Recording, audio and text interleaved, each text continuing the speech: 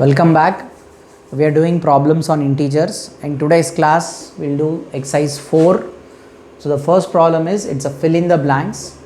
So minus 100 into minus 6. So it is a product. 100 into 6 is 600. 100 into 6 is 600 and minus into minus is plus. So it is 600.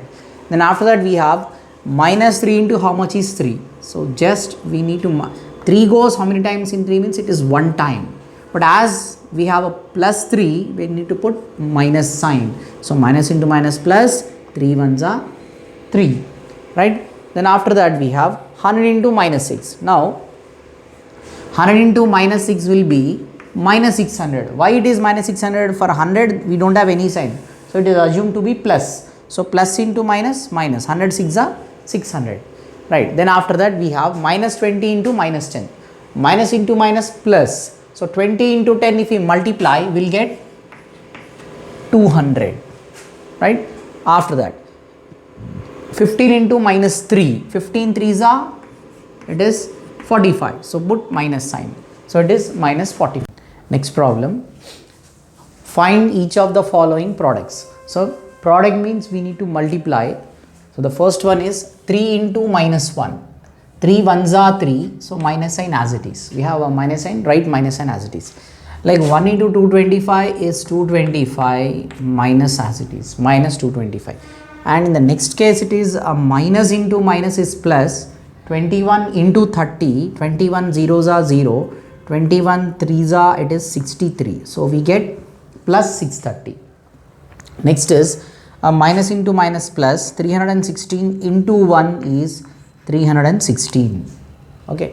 And after that minus 15 into 0 into minus 18. See, remember 0 into anything is 0. So no need to calculate this, just write 0. After that we have minus 12 into 11. Okay, 12 11s is 132. Minus into minus plus and into 10 as it is. So 132 into 10 is 1320. Right, next. Now what we'll do is 9 into minus 3 is minus 27 if you multiply. So minus 27 into minus 6 we have to do. So 27 into 6 is 162 and minus into minus is plus.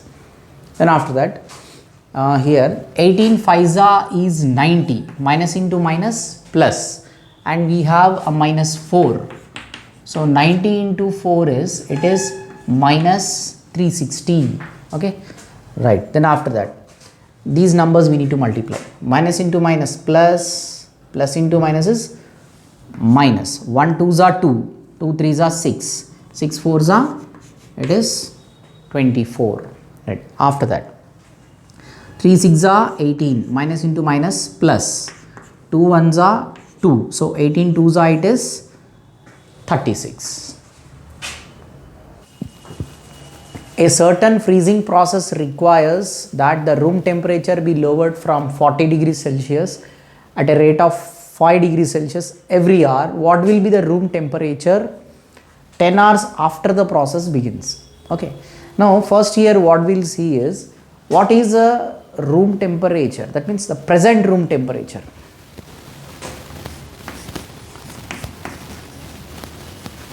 The present room temperature.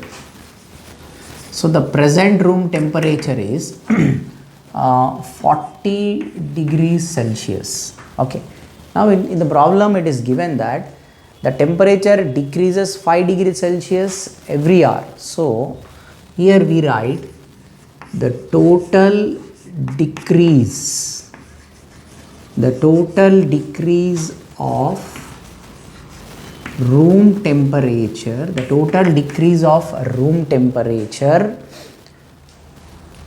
the total decrease of room temperature for 10 hours at a rate of 5 degrees Celsius per hour. See, now for every hour the temperature is getting reduced by 5 degrees Celsius. So after 10 hours, what is the total decrease? It is nothing but 10 into 5, it is 50 degrees Celsius. Now what we have to find, what will be the room temperature 10 hours after the process begins. So therefore the room temperature after 10 hours is nothing but present room temperature is 40 degrees Celsius. After 10 hours it is 50 degrees Celsius. So after 10 hours the temperature will be minus 10 degrees Celsius. 40 minus 50 is minus 10 degrees Celsius. Next problem.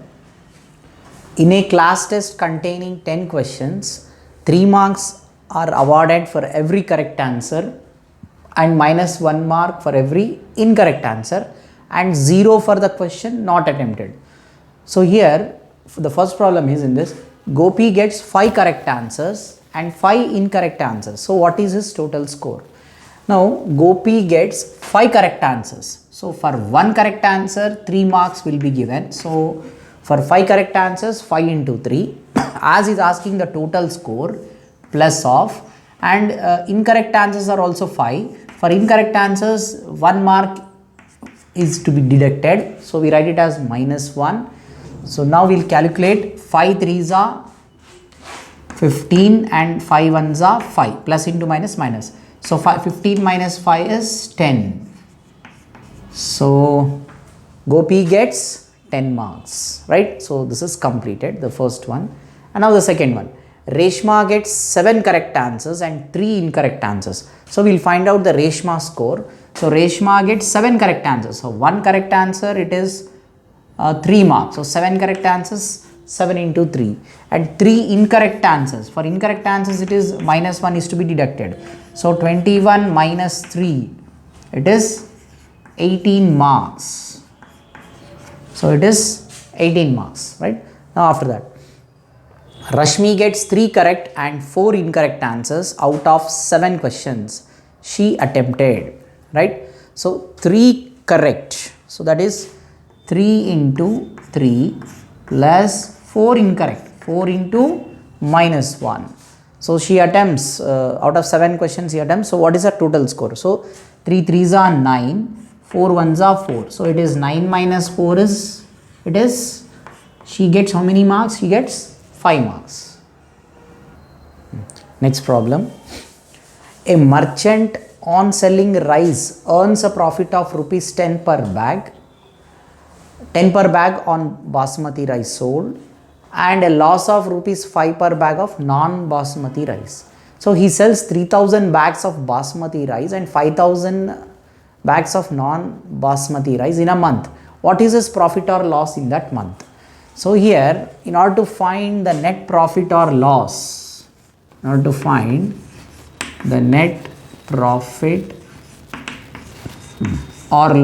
what we do is, now he sells 3000 bags of basmati rice. So 3000 bags of basmati rice. So what is the profit on that bag? It is 10 rupees plus 5000 bags of non-basmati rice and a loss of rupees 5. As it is a loss, we put minus 5. So here we get 30,000 minus 25,000. So what is the net profit or loss? It is rupees 5,000. Okay, so copy down this. Second one. What is the number of basmati rice bags he must sell to have neither profit or nor loss if the number of bags of non-basmati rice is sold is 6400. So here we have 6400. So what is the loss on basmati rice?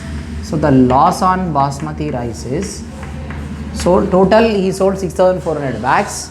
In that the loss is 5 rupees per bag. So we will multiply, we get 0 0, 4 5s are 22, we get 32,000. So 32,000 is a loss he got. Now in order to find the number of bags, what we do is 32,000 1000 divided by, so what is the profit on those bags, or it is what is merchant selling on earns 10 rupees profit on basmati rice. So here just divide by 10, 0 0 cancels, so we get number of bags is 3200. Next problem, replace the blank with an integer to make it a true statement. So here minus 3 into something is 27. So you see the result is positive. So minus 3, we know that 3 9s are 27, but if you multiply minus 3 into 9, it is minus 27, but we need plus 27. So minus into minus is plus, minus into minus is plus, so we write minus 9. So next one, see 8 into how much is 56? 8 7s are 56, right? 8 7s are 56. So the sign for 7 is plus. We are not putting any sign, so it is understood to be plus. So minus into plus is minus. So it is minus 56. So here the result is 7. Then the next one is 5 goes how many times in 35? It goes 7 times. So but we need a minus 35. So I put minus sign. So 5 into minus 7 is minus 35. Next one. So 12 into how much is 132? So 12 11s are 132. Okay, 12 11s are 132, but we have a positive 132. So we need to put minus sign for 11, because minus into minus is plus, 11 12s are 132. So now we have properties of integers. It's very important.